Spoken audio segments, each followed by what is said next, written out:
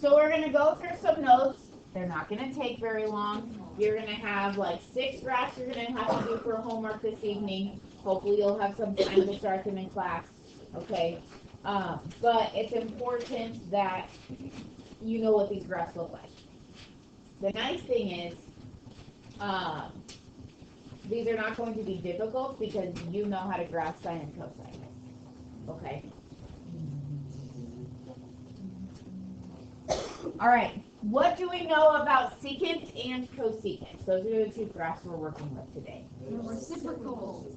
They're reciprocals of what? Sine and cosine. Okay. Secant is the reciprocal of cosine, and cosecant is the reciprocal of sine.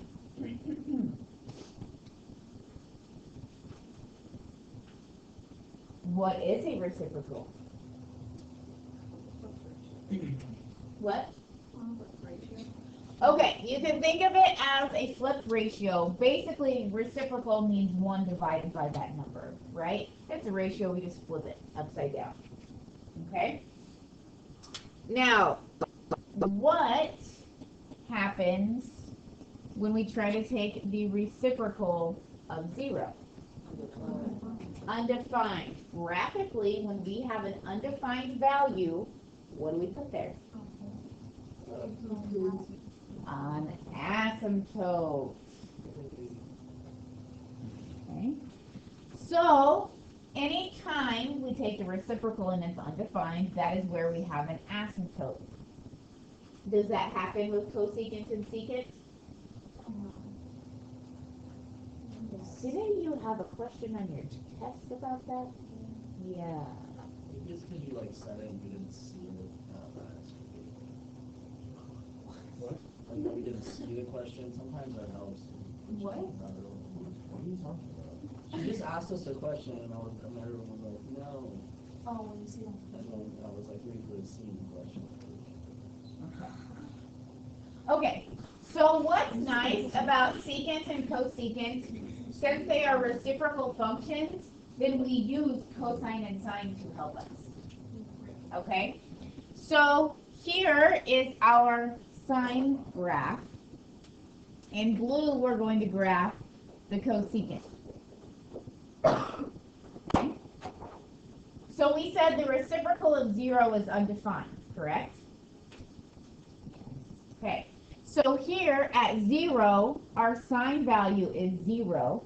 So for our cosecant function, we have an asymptote. Here at pi, our sine value is 0. So our cosecant is going to have an asymptote. And here at 2 pi, sine is 0. So cosecant has an asymptote.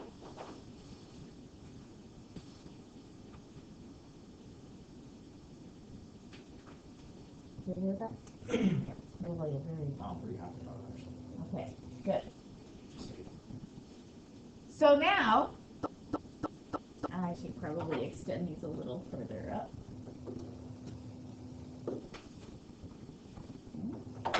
So now what happens, let's look at this piece in here.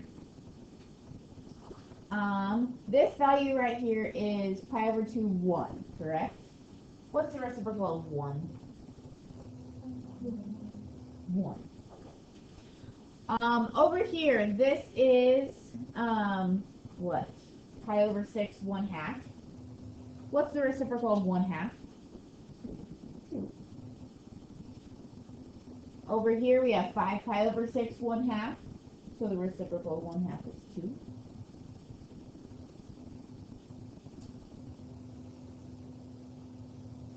We have this going on.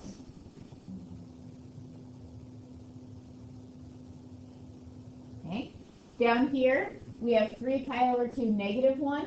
The reciprocal of -1 is -1. Okay, and then we're going to have the same thing happen, right? I'm using the pi over 6 angles because taking the reciprocal of 1/2 is way easier than any of our other numbers, right? Okay. So when we take the reciprocal of all of these values, we get this.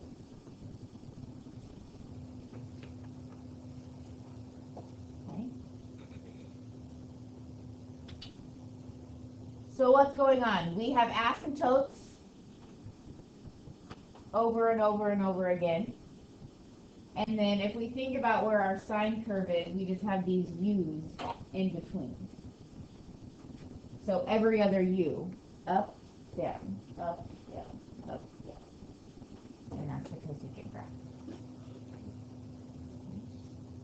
So basically what we're going to do is we're going to graph our sine curve, and then we know where to draw in our asymptotes and u's. Okay? Let's talk about what the secant graph looks like. Here's our graph of cosine. Okay. What's happening here? So we have an asymptote. What's happening here? An asymptote. Okay. And then just like our sine curve, when we or our cosecant curve, when we take the reciprocals here, we get these u's.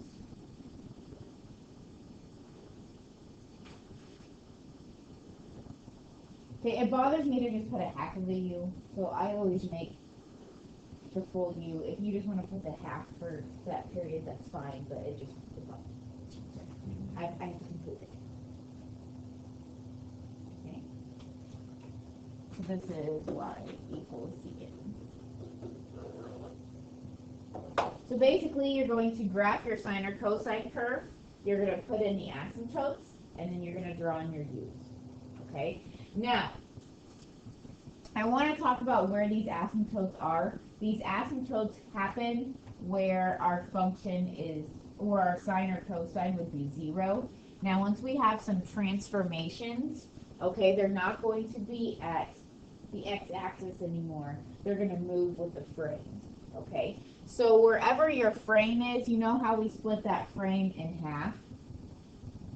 Okay, where we split the frame in half is where we're going to look for those asymptotes, okay? Because that's the transformation from the x-axis. Okay? Would you like to practice?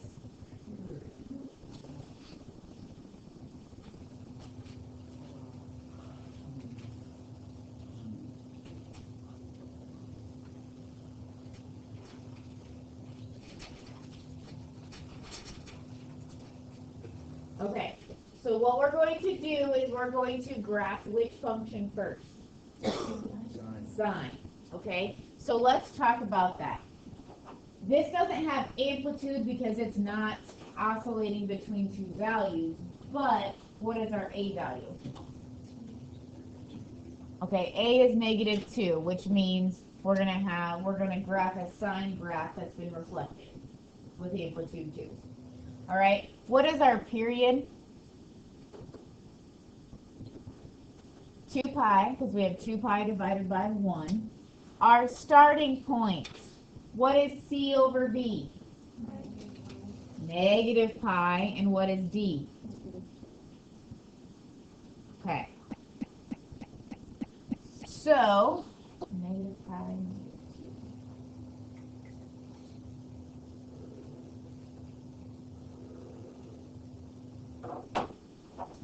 Here I'm going to go to -pi.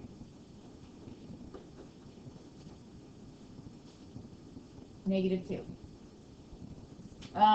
Right there. Okay.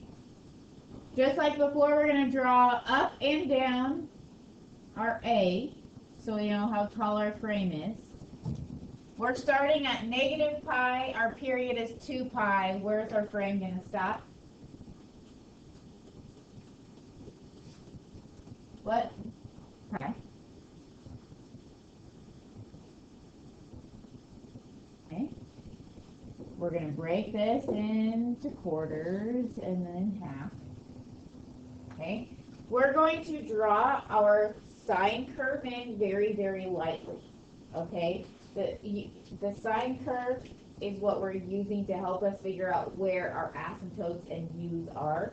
So we're going to do it very lightly. Lightly means I'm using green. I can't really color lightly on the board. Okay. So it's a sine curve that we're going to use. We have a negative a. So it needs to look like this. Right.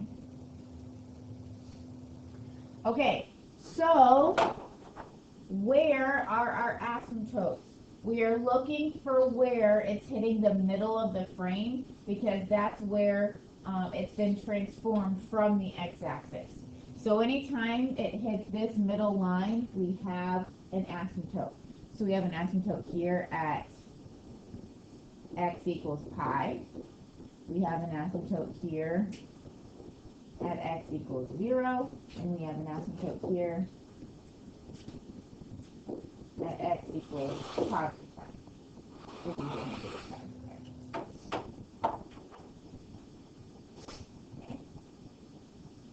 Then we use the other 2 points that are left for our u's.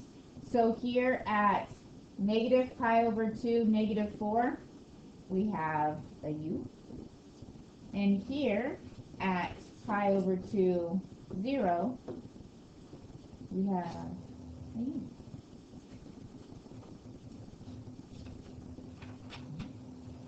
If you can do this without drawing in the sine function first, that is fine. But what my suggestion would be to sketch in the sine function very, very lightly and then put in your asymptotes and u's. Okay? I want you to label your asymptotes and then the points where you draw your u's in between. Okay? Now, I am not going to make you identify the domain of this graph. Why am I not going to do that? We have asymptotes over and over and over. Ugh, we're not going to do that. But I do want to identify the range. What is the range of this function? Is it something, is it like where your dot is, then it's negative infinity, and your dot is a positive infinity? Good. So we have values here down, right? So we're going to say negative infinity to it stops at negative 4, and it includes negative 4, right? And then we have values from here up. So we have values from 0 to positive infinity.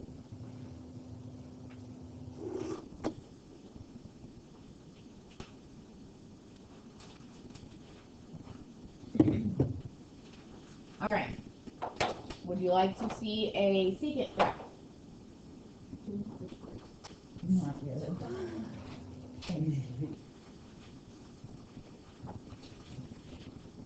Okay, but this is the last example, and then you get the rest of the time for homework. Okay? So, this is a secant graph, which means we're going to graph a cosine curve first, and then put in our asymptotes and whatnot. So what is our a value? 1. Our period, 2 pi divided by 2, so our period is pi. Our starting points, c divided by b. What is negative pi over 2 divided by 2? Negative pi over 4, correct? And then our d value is 2.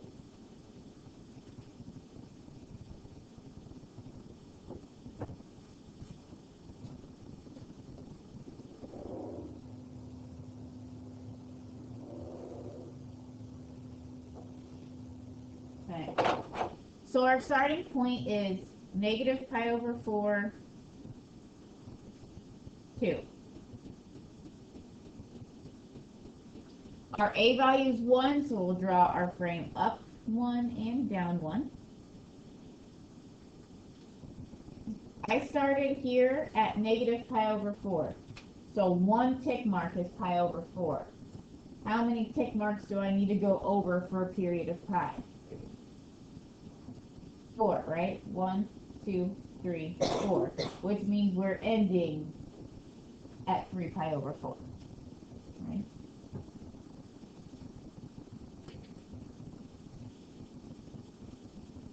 So split it in half and then split it to the quarters. Okay? So we have a positive cosine that we need to plot here.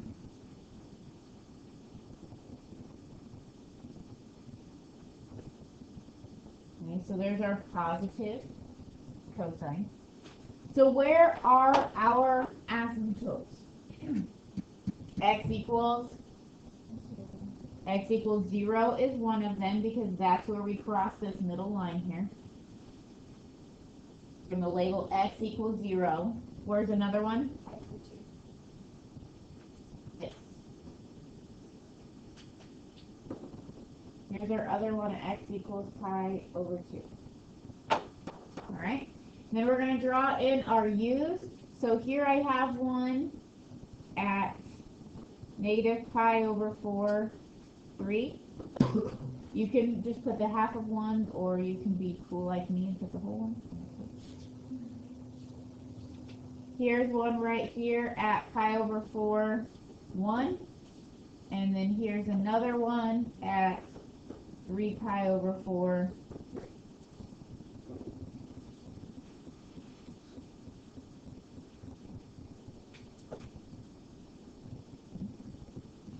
And what's our range?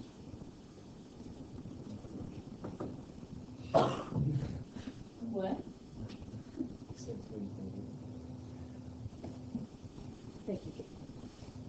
Negative infinity to 1 inclusive and from 3 to infinity and beyond. Okay, so I have a few graphs for you.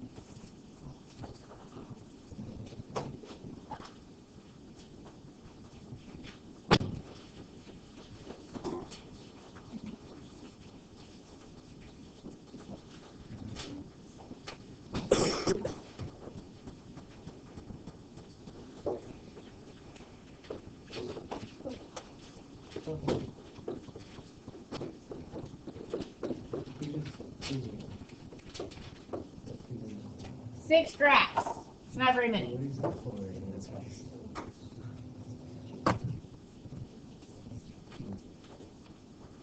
that too many? Yes. These don't take very long. We have 13 minutes in class. I bet you could get 3 of them done. At least 2. Go get my book. No. It's just right up.